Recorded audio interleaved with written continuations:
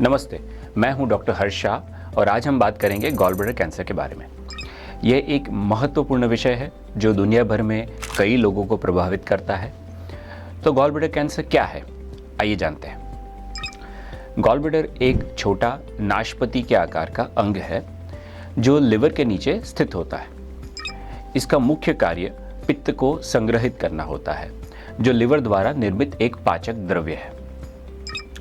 जब gall bladder में घातक कोशिकाएं बनने लगती है यानी कि ट्यूमर डेवलप होता है, उसे गॉल ब्लैडर कैंसर कहते हैं। गॉल ब्लैडर कैंसर के कई प्रकार होते हैं, लेकिन सबसे आम है एडिनोकार्सिनोमा, जो गॉल ब्लैडर की लाइनिंग में ग्रंथियों की कोशिकाओं में शुरू होता है। इस बीमारी को समझना महत्वपूर्ण है क्योंकि जल्दी पता लगने पर उपचार के परिणाम बेहतर हो सकते हैं। आज के वीडियो में हम पित्ताशय कैंसर के संकेत और लक्षणों के बारे में जानेंगे। गॉल ब्लैडर कैंसर को शुरुआती चरणों में पहचानना कठिन हो सकता है क्योंकि इसके लक्षण अक्सर कुछ अन्य बीमारियों के समान होते हैं। आम संकेत और लक्षण कुछ इस प्रकार के होते हैं, जैसे कि पेट में दर्द होना। ये ज़्यादातर पेट के ऊपरी हिस्से में राइट साइड पे होता है।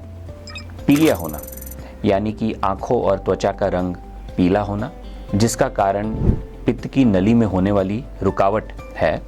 मतली और उल्टी होना, जो एक सामान्य पाचन संबंधी लक्षण है जो पेट की किसी भी बीमारी में हो सकता है। भूख में कमी और वजन का घटना, अनचाहा वजन घटना कई कैंसरों का संकेत हो सकता है, जिसमें गॉल ब्लैडर कैंसर भी शामिल है। बुखार आना, यदि कैंसर के साथ साथ इन्फेक्शन भी हुआ है तो दर्दी को बुखार भी आ सकता है। पेट का फूलापन यानी कि थोड़ा खाना खाने के बाद पेट भरा भरा महसूस होना, ये भी पेट की बीमारी का लक्षण है। यदि आप इनमें से किसी भी लक्षण को महसूस कर रहे हैं तो आपके डॉक्टर से आपको सलाह लेनी चाहिए। आज के वीडियो में हम गॉल ब्लैडर कैंसर यानी कि पित्ताशय कैंसर के जोखिम कारकों के बारे में जानेंगे। इन जोखिम कारकों को जानना बहुत ज़रूरी है। गॉल ब्लैडर कैंसर के विकास के लिए कई कारण जिम्मेदार हैं, जिसमें से सबसे पहला है गॉल ब्लैडर यानी कि पित्ताशय की पथरी। ये सबसे आम जोखिम कारक है। गॉल ब्लैडर की पथरी ऐसे कठोर कण होते हैं जो गॉल ब्लैडर में बनते हैं और गॉल ब्लैडर में लगातार सूजन पैदा कर सकते हैं। दूसरा रिस्क फैक्टर है पॉलिप्स। पॉलिप्स छोटी वृद्धियाँ होती हैं जो गॉल ब्लैडर की लाइनिंग में बनती है और जो छोटे ट्यूमर्स का स्वरूप लेती है।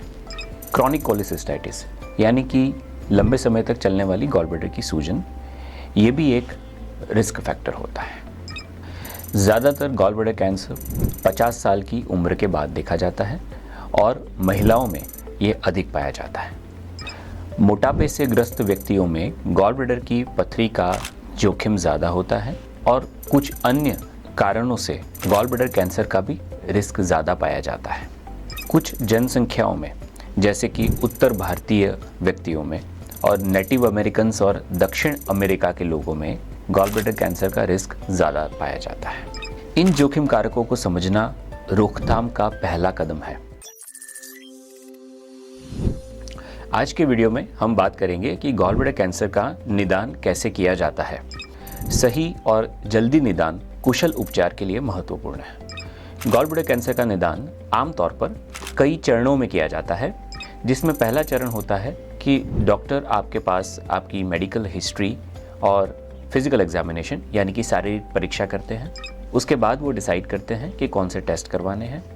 कॉमन टेस्ट, जिसे हम इमेजिंग टेस्ट कहते हैं, जिसमें अल्ट्रासाउंड, सीटी स्कैन्स, एमआरआई और पेट सीटी स्कैन शामिल होते हैं, इनमें से 1 या 2 एडवाइस किए जा सकते हैं जो गॉल ब्लैडर और उसके आसपास के क्षेत्रों की एक विस्तृत छवियाँ प्रदान करते हैं।